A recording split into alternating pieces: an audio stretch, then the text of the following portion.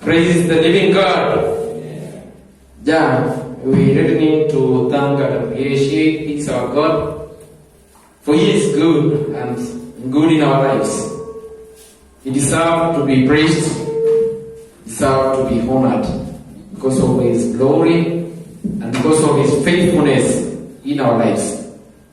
Thank you, the sport team, for choosing to be in the house of the Lord to assist the preacher in hosting the live service today. May really God bless you for choosing to be part of that small given number of people who are supposed to be in the house to lead the others at their different destinations.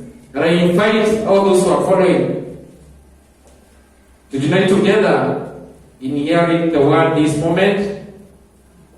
May everyone open the eyes and the ears to hear the voice of the Lord, just the way the disciples, the apostles,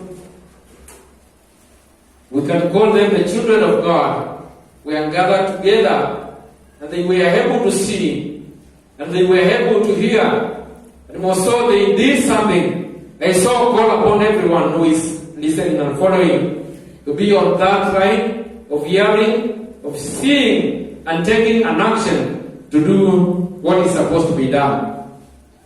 Turn in the book of the Acts of Apostles, chapter 2, we read verses 1 down to 13. The book of the Acts of Apostles, chapter 2, verse 1 down to 13. When the day of Pentecost came, they were all together in one place. Suddenly, a sound like the blowing of a violent wind came from heaven and filled the whole house where they were sitting. They saw what seemed to be the tongues of fire that separated and came to the rest on each of them. All of them were filled with the Holy Spirit and began to speak in other tongues, as the Spirit enabled them.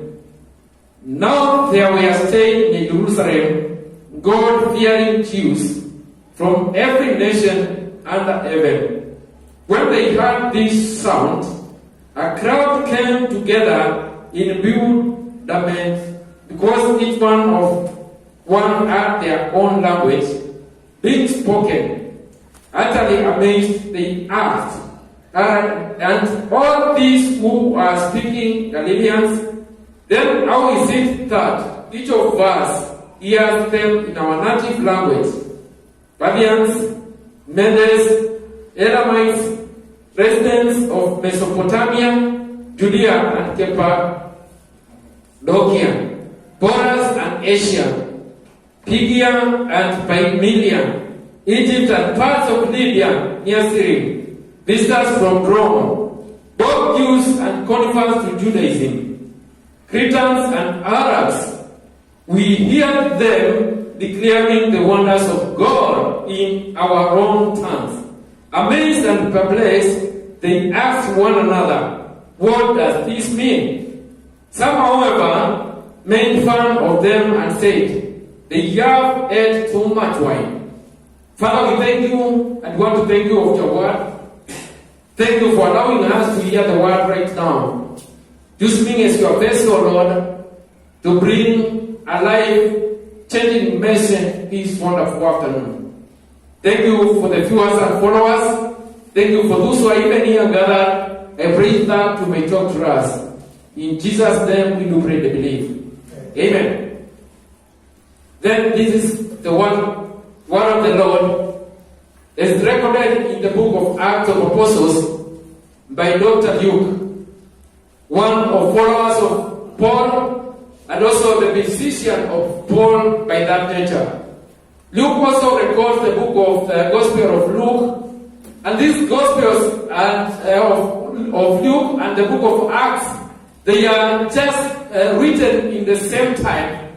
Even though the Gospel of John is brought between Luke and Acts, it's just brought there to separate and that the Gospels might come once as one team. Otherwise, John was written some years back later, even when most of the apostles, like Paul, were no more. Therefore, John was the only one who was left behind as an apostle of Jesus, and therefore he wrote these Gospels some years later. But it grew together so that the Gospels might be complete. But the book of Acts and Luke were written in the same time by the same author. And he is recording, the events, the growth of the first church after Jesus ascended to heaven. Therefore, the book of Acts generally gives us the development of the young church and the start of Christianity and the ministry of the disciples of Jesus Christ.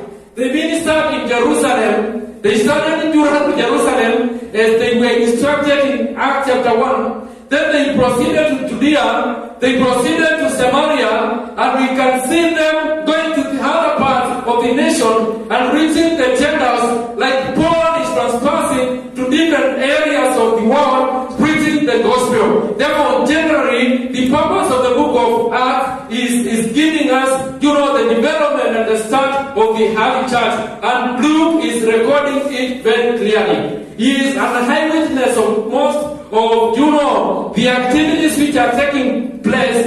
Because many times he is following Paul in his ministry and in his missionary journeys. Therefore, he is in a good position to write the gospel. Again, he is learned, being a doctor, he is able to understand the language, and that's why he brings writing of the book of Acts very clearly. When Jesus was ascending, and before he even died, he reminded and instructed and even, confirmed to his disciples that he is going, and he will not leave them as children or as orphans. Orphans are children without parents, as vulnerable, but he assured them of sending someone to help them and support them in this ministry. Because he was very aware that them alone, they could not make it. In fact, he was leaving them, and sending them, the sheep in the wolves. And therefore it was not an easy activity for them. And for sure, it was not an easy activity for them. And therefore they needed God to enable them. They needed some power to enable them to come there and proclaim the word. And it was left to them to go and proclaim it to all the people. And in that Acts chapter 1 verse 5, Jesus is telling the disciples, you remain in Jerusalem, and in the moment I will fulfill what I promised by sending who cometh from the Lord, that is the Holy Spirit, to minister to you and help you to start this journey of salvation and proclaiming my goodness to others. Bible says, one kind of them, the disciples of Jesus and those who were close to Jesus, they stayed together in a upper room in Jerusalem once Jesus ascended. And for a period of 10 days, they used to gather there, waiting for the Holy Spirit to come. And the Bible says, in the day of Pentecost, when they had gathered together, or when they were together, then they were able to hear, to see, and to speak with their own, mouth of what they experienced and what they say. Pentecost simply means, Pentecost means 5, meaning something was happening, and this was the 50th day after the Passover feast. Therefore, it was the 50th day after the resurrection of Jesus Christ. Once he came, he stayed for 40 days, and then ascended to his Father. And up in heaven, it took him another 10 days. This is the 10 days when the disciples were gathering together, waiting for the promise of God to be fulfilled. And the Bible says in the 50th day, early in the morning around 9 o'clock, they were gathering together. And their gathering together, they were gathering with a purpose. This is what leads us to understand and to try to evaluate where these disciples were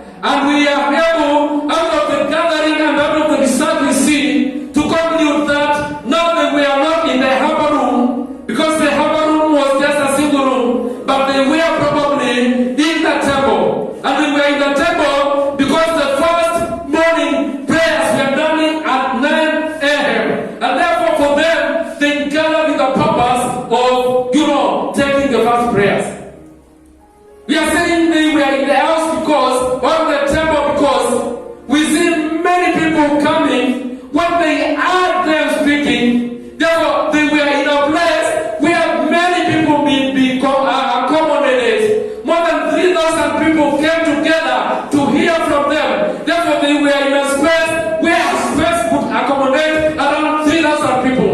And we are concluding that they were in the temple. They are praising God.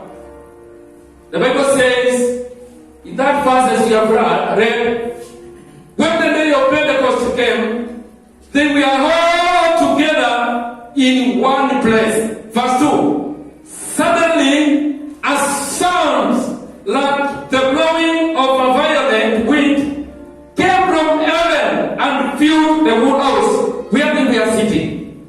The Bible is saying that something came.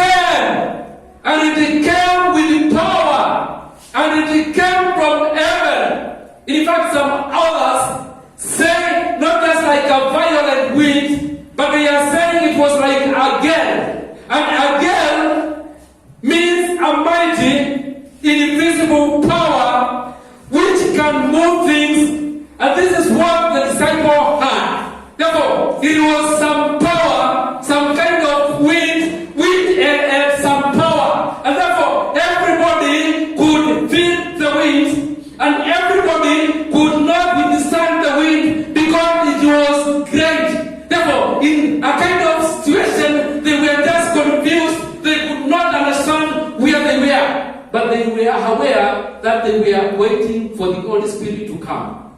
Then the Bible continues to say, verse 3, they saw what seemed to be tongues of fire that separated and came to rest on each of them. Therefore, after hearing and being in that confusion, being in that state, then they saw, which looks like tongues of fire coming out from heaven. And you know, God many times presented himself in form of fire. And therefore, as they saw some form of fire, they really knew that now the presence of God was with us. The Bible saying the tongues was coming from heaven, and everyone received some form of tongue on him. Some form, of fire, of tongue came and dwelt upon everyone. Therefore, everyone received, and everyone wanted not to consult the others because all of them were feeling they had the same experience. Praise the Lord. Then the Bible says, after that, they rose. And everyone started speaking. By their own mouth, they started speaking. But what they were speaking, they were not understanding. They were talking in new language. But their new language, they were praising God. They were glorifying God. They were saying, God, you are great. You deserve honor. You are our Father. In other words, they were praising God. And because of that kind of confusion and atmosphere and movement, the Bible is saying there were many Jews, God-fearing Jews, who were gathered in Jerusalem, and they came very fast to listen and to see what was happening. But verse 7 and 8, the Bible says, the people who came from different parts of the world, as we have learned, even though they were Jews, they had been brought from different areas of this world. Remember, the northern kingdom was dispersed at one given time when they were given to captive to Assyrians, and from there they did never go back to their land Samaria, but they stayed in different parts of the country, and that is why they used to move from different nations to come to Jerusalem to gather to worship God, because that was their nature.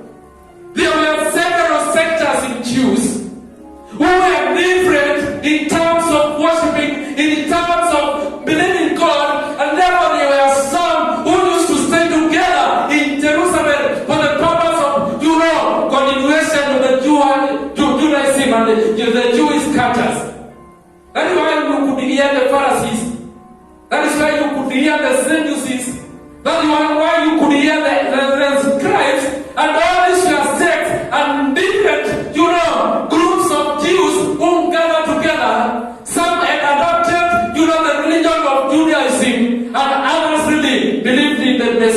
true God. But in their amazement, the 120 were from Galilee, who were not learned, and who could speak with different languages. In fact, all those who could identify this person is speaking to his God using my native language. Amazement. The disciples did not by their own understanding and in their own mind think of the greatness of such languages. Even themselves could not say it or interpret of what they were doing. But the mighty God used their mouths, not their minds, but their mouths, to speak new language, glorifying God, speaking, to the new gods. I know there is a lot of message there which can come and a lot of confusion in this world regarding this speaking in tongues. And I don't want to say speaking in tongues. They were just speaking in new other languages. You can speak and even teach the language of speaking in tongues, but it's another day's activity. But for today, since they were speaking in different languages, the languages were heard by other people, but they were not talking to those other people. They were glorifying the mighty God. Praise the living God. And what is the Holy Spirit? We can define the Holy Spirit as the third person in Godhead, and He is one with the Father and with the Son. Then that you can get from John chapter 15, verse 26. You can even get it from John chapter 14, verse 26. And you can get it in 2 Corinthians chapter 13, verse 14. Then we ask ourselves, what is the work of the Holy Spirit? And the Catechism book gives us, great works of the Holy Spirit. And one of the works of the Holy Spirit is to convince the world of sin, of righteousness, and of judgment. The way John 16, verse 8 to 11 records, and even Titus 3, verse 5. We can say another work of the Holy Spirit is to lead the believer into all truth. And you can get that in John chapter 16, verse 13. You can even get it in Romans chapter 8, verse 14. We also can say another work of the Holy Spirit is to enable the believer to bear the witness of his salvation and of the gospel. That is another work, of the Holy Spirit in the life of a believer. We say that another work of the Holy Spirit is to enable the believer in serving God, as we see in the book of 1 Corinthians chapter 12, verse 4 and 11. Then lastly, we say another great work of the Holy Spirit is to intercede on behalf of the believer with learning which cannot be hindered, as we read in Romans chapter 8, verse 26. Among those many works of the Holy Spirit, I want to narrow down and add a few other examples and the duties and works of the Holy Spirit. And I can say one, the Holy Spirit brings difference in a life of a person. The Holy Spirit brings difference in a life of a person. And we give the case study of Paul Peter in that book of 2 Acts of Apostles chapter 2, verse 14. Peter was just a mere person, a fisherman, expert in that field of catching fish. That is where he met Jesus, and Jesus transformed him and called him back to join him, not to be a fisherman, but to be a fisher of men. And therefore, when Jesus is telling them, let's see, I'm going, but now not leaving you alone, this Peter could see what is happening. Because out of his experience, he experienced how Jesus used to lead them, How Jesus used to cast out the demons. When he was about to sink in the water, the way he rescued him, when people were there required food, he provided for them. Therefore, Peter was quite aware that without God, this ministry is difficult. And when Jesus was telling them, I am about to leave you, Peter stood in front of him and he said, you, Jesus, this is a joke. You are not leaving us alone. But because Jesus did his ministry, he just confronted Peter and told him, away from me, Satan. You don't know what you are saying. Because I have to accomplish what brought me here. And therefore, it was not easy for Peter to go ahead. Remember, this is the same Peter who forward to Jesus, I will be with you. But Jesus told him, Peter, before the cock crows tonight, or this morning, you will deny me 3 times. And really, Peter is denying Jesus in front of a little girl. You look like one of them. Peter says, no. He's standing in before other men seated together. He says, I don't know this man. And for the last time, he denies Jesus. But Jesus looks at him. Peter remembered, I'm denying Jesus. Then he wept very seriously. The Bible says, the moment the Holy Spirit came, Peter was reinstated in the ministry again. And because of receiving the Holy Spirit, then Peter changed.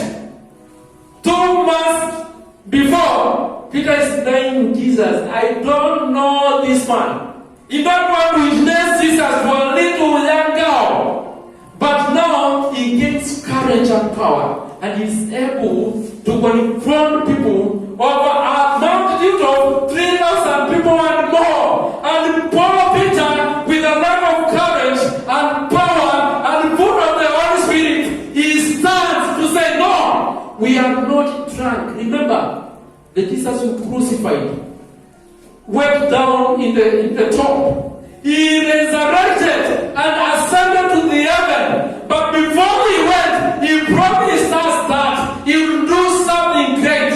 Not even Jesus, even Prophet Joel and prophesied in the last days, young men will be filled with the Spirit and will prophesy, and all men will see how dreams. Praise the living God. Therefore, now this is a changed Peter, who is able not to fear a little one girl, but he is able to believe and to speak greatness of God to more than 3,000 people. And the Bible says, after his speech, 3,000 of them God saved and accepted Jesus and turned to Christianity. Praise the living God. Therefore, there is change. The Holy Spirit makes difference in the life of a person the moment ako ndani yake. And where is the problem with us as Kenyans? Because the belief is that the moment you accept Jesus Christ as your personal Savior, the first thing is to accept, to believe in Jesus and to start moving in His ways, in His human decrees, in His ways. But you are to move being guided and empowered by the power of the Holy Spirit. Therefore, it means in the church of Kenya, in our nation of Kenya, there is something which is not good. We have Christians, yes, of course, who are in churches and preaching the gospel, but we can say there is problem of the Holy Spirit leading the Christians to live like Christ. May God help me and help you. Being a true Christian, to be filled by the Holy Spirit and to make you different person. Because the moment you be different person, led by the Holy Spirit, people will witness really this person has changed. It becomes difficult for a Christian not to wear an harden, a person of this world, and the things we are doing before we are converted to come to Christ, you are still doing the same things, the same wrongs, the same sins. You are still committed in them. It shows you believe in Christ, but you not receive the Holy Spirit. Because it's the work of the Holy Spirit to lead every believer to all the truth. And therefore, if you are failing in some truth, then understand the Holy Spirit is not moving. And you know, this is where the confusion is today. Because people are just faking miracles to pretend that the Holy Spirit is working in them and is in churches. But the truth is, when the Holy Spirit enters in the life of a person, that person must be different and do different things which can be witnessed by people. Therefore, the works of the Holy Spirit manifest themselves. It's the Holy Spirit who enables us to worship God, to praise the Holy God. Paul as well turned from his ways. He was a murderer, one who persecuted the church. But the moment he received the power of the Holy Spirit after meeting Jesus Christ, then Paul turned and became an apostle. You can define apostle as a messenger, one sent with a message. An ambassador, someone who is presenting his nation. Therefore, Paul became an apostle and started presenting the kingdom of God in this world. That is why we can see him in Rome, being in chains, but still speaking of greatness of God. Praise the Lord. That is why we can see him in chains in Rome, but he is able to write letters to different churches, the Thessalonians, to the Philippians, to the Ephesians, to all those letters, apostles of Jesus. Because he is changed. The moment he received the Holy Spirit, he is no more Paul again. He is not the same soul. He is a different person. My brother, if the Holy Spirit will tell you and guide you, he will lead you to all truth as a believer. And you will be a different person. Another second key aspect which we can see here is that the Holy Spirit will make an ordinary person to do extraordinary things.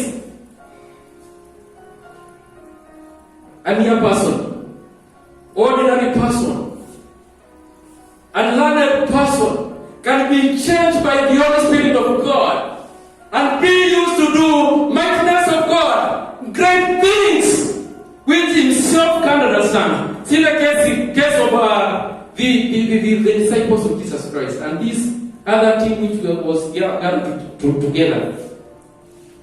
Verse 7, the Bible says in verse 7, utterly amazed they asked, are all these who are speaking Galileans? Then how is it that each of us hears them in our native language? This is the big crowd, people from different nations, learned people, Pharisees, the Sadducees, the scribes, guys who were learned and who understood things. But it was amazement for them to hear just guys from Galilee, fishermen, speaking of greatness of God. Why? Because they were just ordinary people. And they were used by God through the Holy Spirit to do extraordinary things. My friend, I tell you, you are saved the moment you accept Jesus, and the moment you allow the Holy Spirit to have room in your heart. Because He will not leave you just as ordinary person. He will not give you an ordinary thinking. He will not just give you an ordinary life of living. Unless He will get you and give you a different thinking, extraordinary thinking, to do things in extraordinary way, to preach in extraordinary way, to profess, to examine life in extraordinary way, because it's the work of the Holy Spirit. I encourage you to put all the efforts you can. I can encourage you to work out as you can. But I want to tell you, together with your working hard, then when the Spirit of God is in you, He will give you favor and you'll be, not normal person. The Holy Spirit was there even in the beginning. And when the creation was being done, He was still there. And this is why, because He was in the life of Joseph. Joseph was in captive and was taken as slave in Egypt because the favor of God and the Spirit was in him. He was raised from Mary to become the prime minister of Egypt and lead many people. I assure you, my father, my friend, my sister, my mother, I want to give you some assurance. As long as you believe in God and you allow the Holy Spirit to minister to you, you will not be an ordinary person again. You will be a changed person, and the power of God will be upon you. But if you rotate in the same state of life, you rotate in the same state of feeling your heart, in the same state of worshiping God, I want to tell you, then be confirmed and aware that the Holy Spirit is not working with you. The church must be different. The church must move to another category and level of worshiping God. Not just as on the solo people or praising only, but to move to vertical way of worshiping God and praise from the bottom and from the heart. Seeking from God because the Holy Spirit is moving. But if you do ordinary things, January, December, there is no change, even in your conviction, no change. To come God 2 minutes in worshiping God, to look up intimacy, that you know oneness with your God. No, the Holy Spirit is not with you. May God help us to allow His Spirit to minister to us. Because He needs to minister to us. He needs to guide us. He needs to give us revelation. He needs to illuminate us in order to understand the word of God as it comes to us. Bwana atusaidie na kusaidia hata mimi ndio tutafute na tuelewe utukufu wake. Jambo la tatu, the third thing which is important to us as believers and which comes from the Holy Spirit is that He intercedes on behalf of the believer with groaning which cannot be uttered. He intercedes on behalf of the believers with groaning which cannot be uttered, as we read in Romans chapter 8, verse 26. Let us hear that one is important for us as we go on to finalize with our points. Verse 26, Romans chapter 8. In the same way, the Spirit helps us in our weaknesses. We do not know how to pray for, but the Spirit Himself intercedes for us through wordless grounds. Bwana Yesu asifiwe. That is according to NIV, study Bible. My friends, times come, and times like now is not good for Christians and for believers. Sometimes you lack material to go before the Lord. Some situations will not allow even to lift your voice before the Lord. Sometimes you lack the power and energy to pray for yourself. But I want to tell you, the Holy Spirit is always there for a believer, interceding with a groaning which cannot be uttered. In our weakness, the Holy Spirit is there to lift our weaknesses to our Father and tell our Father, help this my son to overcome this challenge. Help this my daughter to overcome this challenge. Help this my sister to overcome this challenge. That is the work of the Holy Spirit in terms of the believer. There are hard times and difficult times we are living. When the economy of our nation is gross, wealth, when there are losses of jobs, when it's difficult to put food in the table, when everybody is rushing and there is fear of COVID, my brother, my sister, my mother, I want to tell you, there is Holy Spirit who intercedes on behalf of the believers for their protection and care. Praise the living God. God help somebody to allow the Holy Spirit to minister for us, because we shall be secure, we shall be well, it will be good for us. As long as we are believers, and the Holy Spirit is in control. He will help us, to become, like pioneers, champions, overcomers, because that is the work. He is the third of the Godhead, and the same as the Son, and the same as the Father. God will minister through Jesus Christ in His redemption. He is faithful to leave us with His Spirit to guide us in every aspect of this life. I want to leave you with this as we stand up.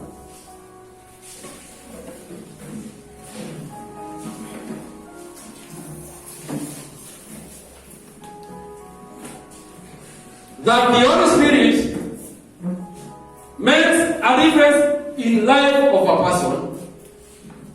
I want to remind you again that He uses an ordinary person to do extraordinary things, and lastly, the Holy Spirit intercedes on behalf of the believer with grounding which cannot be uttered. May the Holy Spirit be upon you and lead you to have all what you deserve as a Christian. Father, I thank you. I bless your holy name and worship you for your word. Help us to allow the Holy Spirit to minister to us as believers, that we may have difference and that we may do extraordinary things, and especially extraordinary spiritual things, and that the assurance of the Holy Spirit interceding for us shall be there. Thank you for whoever is listening to this word. Bless him or her and guide us through your Spirit. In Jesus' name we do pray and believe. Amen. Amen.